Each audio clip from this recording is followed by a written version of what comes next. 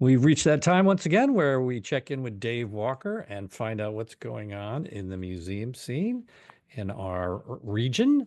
Dave is host of the museumgoer.com, and so he is the authority. And Dave, welcome back this week. And what are you looking at? Thanks, Paul. This week, we're nearing the end of 80th anniversary commemorations of World War II timeline entries.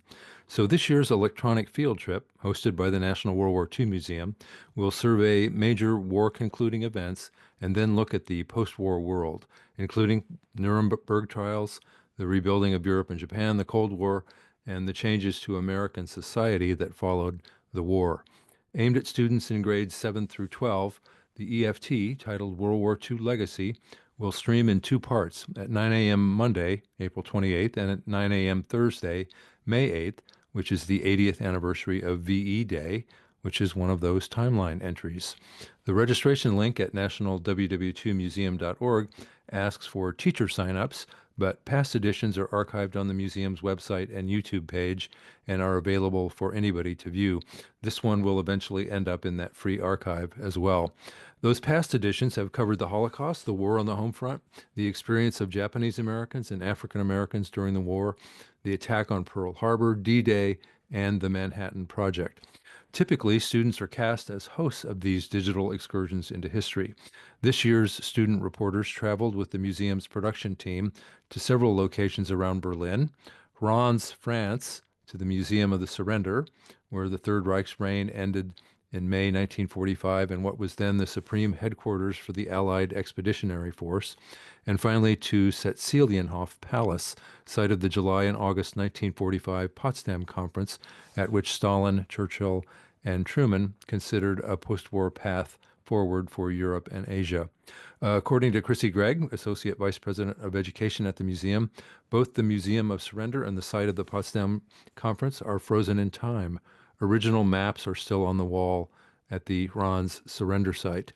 The Setzlenienhof Palace was closed for renovations at the time of the production team's visit, but the curator there allowed access to the space and even provided a tour. And yeah, I wanted one more shot at pronouncing those names. Well, you can send your cards and letters to the museumgoer.com, care Dave. No, it's electronic field trips. They're actually great vehicles, really are.